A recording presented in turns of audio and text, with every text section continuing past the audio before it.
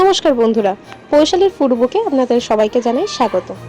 আমার আজকের রেসিপি আলুর পরোটা। এটি খুবই একটা সুস্বাদু রেসিপি, অন্তত আমার তো এটা খুবই ভালো লাগে। চলুন এটাকে বানিয়ে নিই। প্রথমে আমি এখানে টমেটো নিয়েছি, টমেটোটাকে কুচি কুচি করে কেটে নেব। আমার টমেটোগুলো কাটা হয়ে গেছে, আমি এটাকে একটা পাত্রে তুলে রাখছি। আমি এখানে 2টো টমেটো নিয়েছিলাম।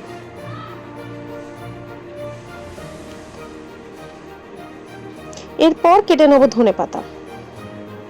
ধনেপাতাগুলো আমি এখানে কুচো কুচো করে ছোট ছোট করে কেটে নিয়েছি। আমি এখানে 25 গ্রাম মতো ধনেপাতা নিয়ে নিয়েছি, সেগুলোকে কেটে নিচ্ছি। আমার ধনেপাতা কাটা হয়ে গেছে, সাইড করে রাখছি। এরপর আমি নিয়ে নেব সিদ্ধ করা আলু। আলুগুলোকে আমি আগে থেকে সিদ্ধ করে নিয়েছিলাম, এবার সেগুলোকে চটকে নেব। আলুগুলোকে আমি নুন দিয়ে সিদ্ধ করে রেখেছিলাম, সেগুলোকে চটকে নিচ্ছি। আলুটা চটকে নেওয়ার আগে আমি অবশ্যইভাবে আমার হাতটা হ্যান্ড ওয়াশ দিয়ে ভালো করে ধুয়ে রেখেছিলাম। আপনারাও এটাই করবেন। আলুটা যত নুন দিয়ে সেদ্ধ করাই ছিল, তাই আমি এখানে খুব অল্প পরিমাণ নুন দিয়ে দিচ্ছি, একদমই খুবই সামান্য। এরপর আমি এর মধ্যে দিয়ে দেবো ঘরেই তৈরি করে রাখা ভাজা মশলা। এটা আমার ঘরেই তৈরি করা।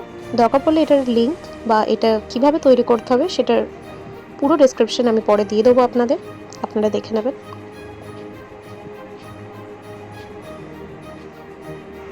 ভাজা মশলা আর নুন দিয়ে আমি ভালো করে আলুটাকে মেখে নিচ্ছি।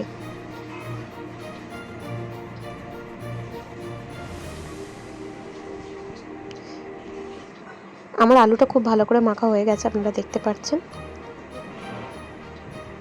এরপর আমি ওভেনে কড়াইটা বসিয়ে দিয়েছি এবং এর মধ্যে দিয়ে দিয়েছি সর্ষের তেল।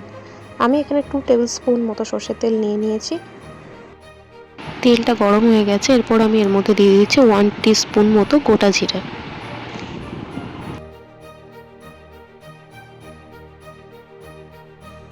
গোটা জিরেটা দিয়ে আমি সেটাকে ভালো করে নাড়িয়ে চাড়িয়ে নেব প্রথমে।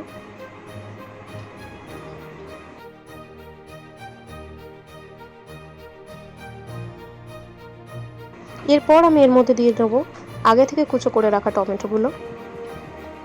টমেটোগুলোকে দিয়ে ভালো করে নাড়িয়ে নিতে হবে। বেশ খানিকক্ষণ ধরে এটাকে ভালো করে নেড়ে নিতে হবে, প্রায় 5 থেকে 7 মিনিট মতো এটা নাড়তে হবে যাতে টমেটোগুলো গলতে শুরু করে।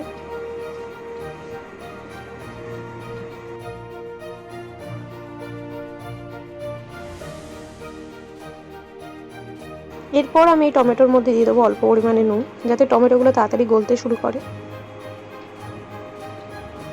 নুন দেওয়ার পর টমেটোগুলোকে ভালো করে নাড়িয়ে চাড়িয়ে নিতে হবে।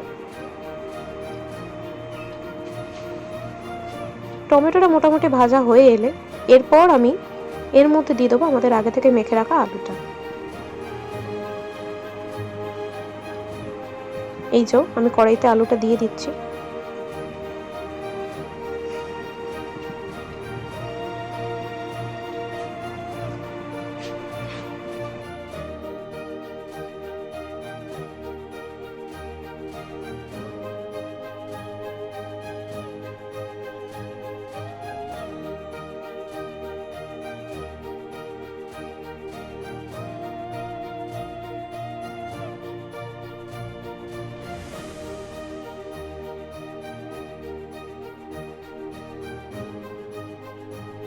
আলুটা আমাদের ভাজা ভাজা হয়ে গেছে, এরপর আমরা এটাকে এবার একটা বাটির মধ্যে নামিয়ে নেব।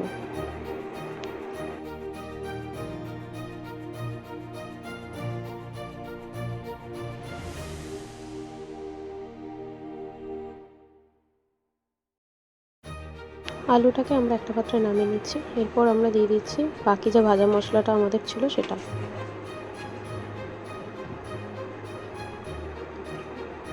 এরপর দিয়ে দিচ্ছি এর মধ্যে কুচি করে রাখা ধনেপাতাটা।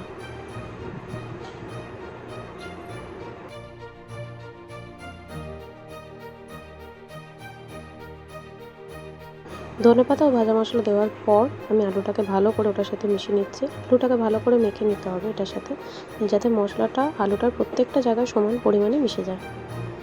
ধনেপাতাটা আপনারা আপনাদের পছন্দ অনুযায়ী কম বেশি যে যার ইচ্ছে মতো দিতে পারেন। এরপর আমি আটা মেখে নিয়েছি।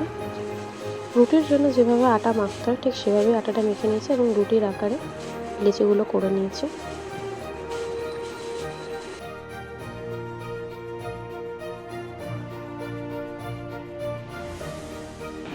এরপর আমরা রুটিগুলোকে একে একে বেলে নেব। সুন্দর করে গোল করে বেলে নিতে হবে।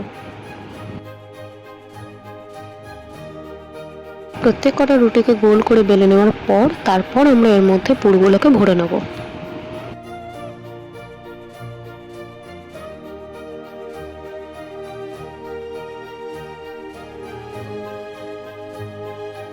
এই যে আমাদের একটা রুটি বেলা হয়ে গেছে। এভাবেই আমরা অন্য রুটিগুলোকেও গোল গোল করে বেলে নেব। প্রথমে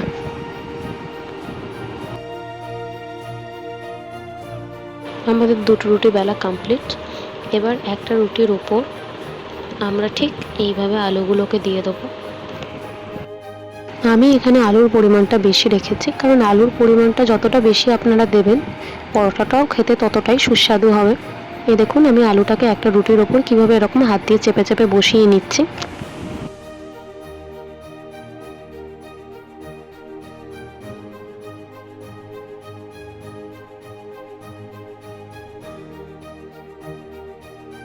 আলুর পুরটা দেওয়া হয়ে গেছে। এরপর হাতে জল নিয়ে রুটির যে অংশগুলো আমরা আলু ভরিনি, ফাঁকা ফাঁকা রেখেছি সাইডগুলো, সে জায়গায় ভালো করে জলটা দিয়ে দেবো। ভালো করে এখানে জলটা দিয়ে দিতে হবে ফাঁকা ফাঁকা জায়গাগুলো। আমাদের আলুর পুরটা ভরা হয়ে গেছে। এরপর আমরা আরেকটা রুটি এর উপর দিয়ে দিয়েছি এবং জল লাগানো জায়গাগুলো ধারগুলো অন্য রুটিটার সাথে ভালো করে চেপে চেপে বসিয়ে নিচ্ছে। এখানে আঙুলের সাহায্যে ধারগুলো ভালো করে চিপে দিতে হবে, যাতে কোনোভাবে ভাজার সময় সেটা খুলে না যায়। আমরা উপর থেকেও রুটিটাকে চাপ দিয়ে দিচ্ছি, যাতে কোনোভাবেই সেটা খুলে যাওয়ার সম্ভাবনা না থাকে। এভাবেই সব কটা রুটি আমরা তৈরি করে নেব, তারপর সেগুলোকে একে একে ভেজে নেব।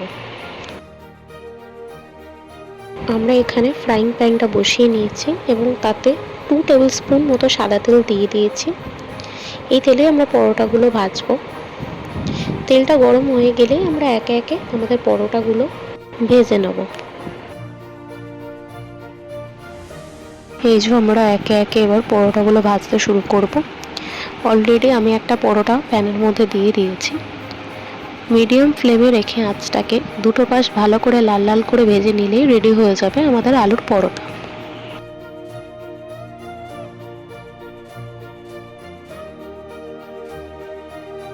আমাদের একটা পিঠ ভাজা হয়ে গেছে। আমি পরোটাটাকে উল্টে নিচ্ছি। এই যে দেখুন একটা পিঠ লাল হয়ে গেছে। ঠিক এভাবেই অন্য পাশটাও লাল করে ভেজে নেবো আমরা।